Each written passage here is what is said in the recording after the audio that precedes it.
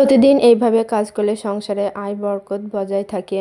Village daily morning routine. আসসালামু আলাইকুম, সবাই কেমন আছেন? আশা করছি সবাই ভালো আছেন ও সুস্থ আছেন। আমি শিল্পী, আমি নদিয়া জেলার ছোট্ট একটা গ্রামে থাকি। আবারও নতুন একটা দিনের নতুন একটা ব্লগ ভিডিও নিয়ে চলে এসেছি আপনাদের মাঝে। আশা রাখছি আজকের ভিডিওটি ভালো লাগবে। আজকের ভিডিওটি সাজিয়েছি একটু অন্যরকম ভাবে। তো গ্রামের সকালের কাজগুলোই আজকে তুলে ধরেছি। তো যাই হোক, সকালবেলা আগে উঠে ছাগল মুরগিগুলো ছেড়ে দিয়েছি। তো তারপর তাদের খেতে দিয়ে চলে এসেছি থালা বাসনগুলো মেজে নিতে। তো এগুলো হলো কালকের রাত্রিবেলা থালা বাসন। তো এগুলোই এখন মেজে ধুয়ে নিব। আর রাত্রিবেলা এখন যেহেতু শীতকাল, তো শীতের সময় আর রাত্রিবেলা থালা বাসনগুলো মেজে ধুয়ে রাখি না। তো সকালবেলাতেই মেজে নিই। শীতকালে সকালে ঘুম থেকে উঠতে ইচ্ছা করে না, কিন্তু কি করব, উঠতে তো হবেই, আমাদের মেয়েদের তো উঠতে হবেই। তো বাচ্চারা ঘুমিয়ে রয়েছে এখন। আর আমি কাজগুলো সেরে নিয়েছি। তো সকালবেলা আগে নামাজ কালামটা পড়ে নিয়েছি, তো তারপরে বাকি কাজগুলো করছি। আর সকালবেলা ঠান্ডা পানিতে তো হাত দেওয়া যায় না, ওই জন্য ফ্লাক্সে একটু হালকা গরম পানি রেখে দিই। তো সেই পানিটা দিয়েই রুজুটা করি, এতে করে ঠান্ডাটাও লাগে না এবং অজুটা করতেও আরাম হয়। আর তাছাড়া ঠান্ডা পানিতে অজুটা করলে ঠান্ডা লেগে যায়, তো ওই জন্যই। বাইরে বেরিয়ে এসে আমার খুবই ঠান্ডা লাগছিল। তো ঘরের ভিতর যে হিজাব সোয়েটার পরেছিলাম, তো সেগুলো খুলে দিয়ে তারপরে শুধু চাদরটা গায়ে দিয়েই বাইরের কাজগুলো করব। আর বাইরের কাজগুলো তো আমাকে করতে হলে এগুলো পরে করা যাবে না, তার কারণ ওগুলো পরে তো আবার নামাজ পড়তে হবে। তো ওই জন্য আমি শুধু একটা পাতলা চাদর গায়ে দিয়ে বাইরের কাজগুলো করছিলাম। তো চাদরটা গায়ে দিয়ে আমার গরম লেগে গিয়েছিল, তো চাদরটা আবার রেখে দিয়ে পাতলা একটা ওড়না গায়ে দিয়ে আমি বাকি কাজগুলো সেরে নিচ্ছি। তো থালা বাসনগুলো মেজে ধুয়ে নিয়েছি। তো তারপরে যে কটা মানে জামা কাপড় হয়েছিল বাচ্চাদের আমার মিলে, তো সেই কটা এখন ভিজিয়ে রেখে দিয়েছি। আগে মাটির চুলাটা লেপে নেব, তো তারপরে কাপড় কটা কেচে নিব। আবার গোসল করার পরে যে কাপড়গুলো হবে, তো সেগুলো দিয়ে, আর বাচ্চারা যে গায়ে দিয়ে আছে জামা কাপড়গুলো, তো সেগুলো দিয়ে আবার একবার কাচবো। তো এইভাবে করে আমাকে প্রায় প্রত্যেক দিনই দুইবার করে কাপড় কাচতে হয়। যেহেতু বাচ্চা, তো ওই জন্য ওদের একবারকার জামা কাপড় আরেকবার পরানো যাবে না, তো ওই জন্যই আমাকে দুইবার করে কাপড় কাচতে হয়। আর এই ঠান্ডার সময় দুইবার কাপড় কাচা মানে একটা বিরক্তকর। বাইরের কাজগুলো সেরে ফ্রেশ হয়ে চলে এসেছি ঘরের ভিতর। এখন দুইটা ঘরের বিছানা তুলবো, ঘর দুটো গোছাবো।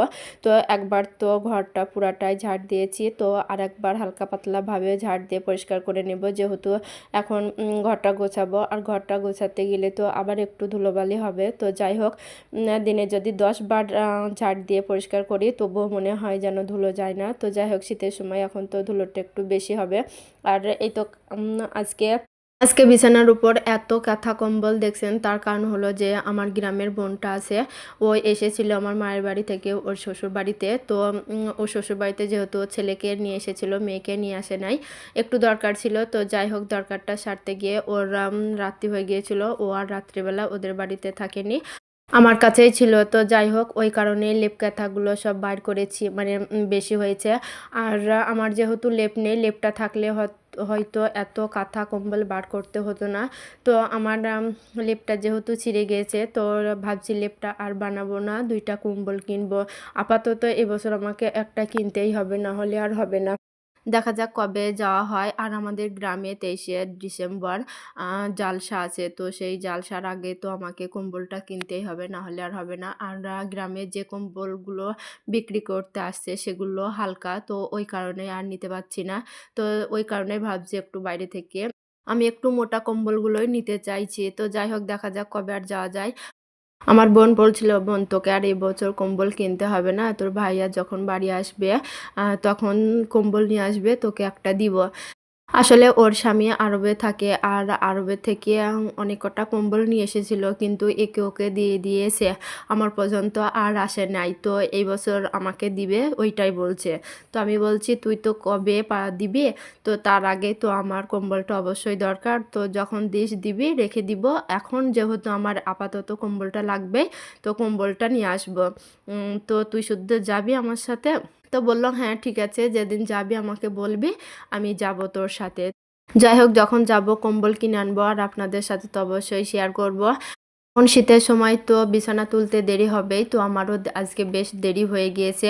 কম্বলগুলো ভাঁজ করে রেখে দিয়েছি। এখন বেড কভারটা উঠিয়ে আবার একটা বেড কভার পেতে নিয়েছি। আর যেহেতু বাচ্চারা ছিল, এই বেড কভারটা আমি 2 দিন আগে পেতেছি, এখন না তুললেও হতো। কিন্তু যেহেতু বাচ্চারা ছিল, মানে আমার বোনের ছেলে ছিল, ছোট বাচ্চা তো ওই কারণেই হিসু-টিসু করেছে। তো আমি বেড কভারটা তুলে আবার অন্য একটা কাঁচা বেড কভার পেতে রাখছি। আর যে আমার মানে গদির উপর যে একটা তিরপল পাতা থাকে, তো সেই তিরপলটাও আমি একটু ভালো করে ঝেড়ে-ঝুড়ে একটু মুছেও নিয়েছি। তো তারপরে আমি বেড কভারটা বিছিয়ে এই তো বালিশের কভারগুলোও লাগিয়ে নিয়েছি। এই 10 মিনিটের ভিডিওর ভিতরে যদি সারাদিনের সব কাজই মানে খুঁটিয়ে তোলা যায়, তাহলে ভিডিওটা অনেক বেশি বড় হয়ে যাবে। আর অত বড় ভিডিও তো দেওয়া যাবে না। তো ওই কারণে সব আর ভিডিওর মধ্যে তুলে ধরে নিয়ে অল্প অল্প করে ভিডিও বানিয়ে কাটছাঁট করে 10 মিনিটের একটি ভিডিও বানিয়েছি। আশা করছি ভিডিওটি ভালো লাগবে। তো এখন চলে এসেছি আমার ছোট ছেলের ড্রেসগুলো ভাঁজ করে রেখে দিব। ওর প্রায় 1 মাস ছুটি। তো সেই কারণে আমি জামাকাপড়গুলো ভাঁজ করে রেখে দিব। রেখে দিয়ে আলমারির ভিতরে রেখে দেব। না হলে হয়তো আলমারি গড়াগড়ি খাবে। তো ওই কারণে আবার ধুলোবালি হবে, আবার আমাকে কেচে বেড়াতে হবে। তো ওই কারণেই আমি জামাকাপড়গুলো কেচে ভাঁজ করে আলমারির ভিতরে রেখে দেব। 1 মাস এখন নিশ্চিন্ত। যখন স্কুল আবার শুরু হবে, তখন আমি এইভাবে ড্রেসগুলো পরিয়ে স্কুলে পাঠাতে পারবো। তো যাই হোক, বড় ছেলেরগুলো আজকে কেচে দিয়েছি। তো সেগুলো ভিডিও মানে পরের ভিডিওয় দেখতে পাবেন। তো যাই হোক, আমি জানি এরকম করে সব আপুরাই হয়তো রেখে দেয়, কিন্তু এমনও তো হতে পারে যে কেউ হয়তো রাখে না, হয়তো আমার ভিডিওটা দেখছে আর হয়তো তাদের ভালো লেগে যেতে পারে। তো ওই কারণেই আমি কিছু কিছু কাজ হয়তো আপনাদের মধ্যেও শেয়ার করে থাকি। এতে আমার কাছে মনে হয় কারোর না কারোর কিছু হয়তো কাজে আসবে। তো যাই হোক, এখন চলে এসেছি সকালের খাবারটা বানাতে। আর কালকে রাত্রিবেলা যে ভাত রয়েছে, সেই ভাতগুলো এখন আমি সেই ভাতগুলো ভেজে দিব। তো ভাতগুলো ভাজার জন্য আমি কড়াইতে তেল পেঁয়াজ দিয়ে দিয়েছি। আর ছিল আগের একটু সবজি। তো সবজির মধ্যে ছিল একটু ফুলকপি আর একটা সিম। তো সেগুলো আমি কেটে মানে কুচি কুচি করে কেটে নিয়েছি। তো কেটে নিয়ে তেলে দিয়ে 2টা ডিম ফাটিয়ে দিয়েছি। তো সেই ডিমগুলো একটু ভাজা ভাজা করে আমি উপরে ভাতগুলো দিয়ে দিয়েছি। তারপরে আমি ভাতগুলো ভেজে নিয়েছি। আর এই ভাত ভাজাটা আজকে খেতে খুবই ভালো হয়েছিল।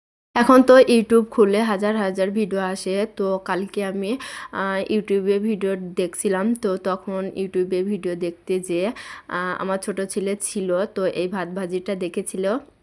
তো আমার ছেলে বলছিল যে মা কালকে বানিয়ে দিবা। তো আমি এমনিতেই ভাত ছিল বেশ অনেকটাই, তো ওই কারণেই আজকে আমি আর ভাতে শুকোই মাখিয়ে তো ভাতটা ভেজেই দিয়েছি। না হলে হয়তো শুকুই ভেজে মেখে নিতাম। তো যাই হোক, এখন চলে এসেছি যে এই তো রান্না তো করতেই হবে, তাই না? গিয়েছিলাম একটু দোকানে, দোকান থেকে এই তো একটু বাজার করে নিয়ে এসেছি, মানে শুধু সবজি আর কি।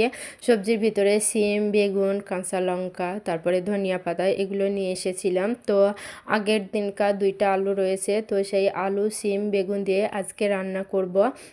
মাছের যে লেজটা রয়েছে সেই লেজটা। তো আজকে আমি মাছ রান্নায় ধনিয়া পাতা দিয়েছি। তো আমরা কোনো তরকারিতেই ধনিয়া পাতা দিই না, কিন্তু আমি আপুদের ভিডিওই দেখেছি যে ওনারা তরকারিতে ধনিয়া পাতা দেন। তো ওই কারণেই আজকে আমি ধনিয়া পাতা দিয়েছি।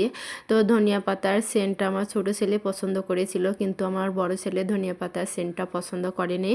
তো যাই হোক, আমি বলেছিলাম এবার থেকে অল্প অল্প করে আমি ধনিয়া পাতা দিব তরকারিতে, তুমি খাওয়া অভ্যাসটা করো। এই তো আমার তরকারিটা রান্না হয়ে গিয়েছে। তো এখন আমি ভাতটা বসিয়ে দিয়েছি। আর ভাতটা হতে যেহেতু দেরি হবে, তো ওই কারণে আগে আমার আরিজকে আমি গোসলটা সেরে দিয়েছি। তো তারপরে আমি যে জামা কাপড়গুলো হয়েছিল, তো সেই জামা কাপড়গুলো ভিজিয়ে দিয়েছি। তো এই জামা কাপড়গুলো মানে ভাতটা হতে হতে আমি গোসলটাও সেরে নিব আর জামা কাপড়গুলো কেচে নিব। ভাতের মাড়টা গালতে বসিয়ে দিয়ে আমি যাব ছাদে জামাকাপড়গুলো মেলতে। তো ছাদে জামাকাপড়গুলো মেলে দিয়ে এসে আমি অনেকটা টাইম বেশ ফ্রি ছিলাম। তো সেই ফাঁকে আমি ভিডিওটি এডিট করে নিয়েছি। আর এখন চলে এসেছি রাত্রিবেলা। তো যেহেতু আজকে সকালবেলা চা করা হয়নি, তো ওই কারণেই দুধটা যেই নিয়ে এসেছি। আরিস বলছে, "মা চা করো।" আজকে সকালবেলা চা করোনি। তো বাচ্চারা যেহেতু চাটা বেশ পছন্দ করে, তো চা খাওয়া বাচ্চাদের উচিত নাই। বিশেষ করে আমার আরিজের। কিন্তু তাও ও চাটা খায়। কি করব, আমরা খাই, ও আর না খেয়ে থাকে। তো একসাথে যেহেতু খাই, তো ওই কারণেই চাটা করে নিয়েছি। তো সুরজ যেহেতু এখনো আসেনি, আমি আর সুরজ খেয়ে নিব পরে। এখন আমি আমার আরিসকে খাইয়ে দিব। চলে এসেছি ভিডিওর শেষ পর্যায়ে। তো এই পর্যায়ে এসে প্রত্যেক দিনের মতো আবারও আজকে বলছি, ভিডিওর এই পর্যন্ত যারা আছেন ভিডিওটিতে লাইক দিয়ে দিবেন, সাবস্ক্রাইব করে পাশে থাকা বেল আইকনটা প্রেস করে রাখবেন, যাতে করে আমি নতুন ভিডিও পাঠানোর সাথে সাথে আপনার ফোনে নোটিফিকেশন চলে যায় আর আপনি সময় সুযোগ বুঝে ভিডিওগুলিও দেখে নেবেন। আর অলরেডি এই কাজটা যারা করে দিয়েছেন আপনাদের জানাই অসংখ্য অসংখ্য ধন্যবাদ।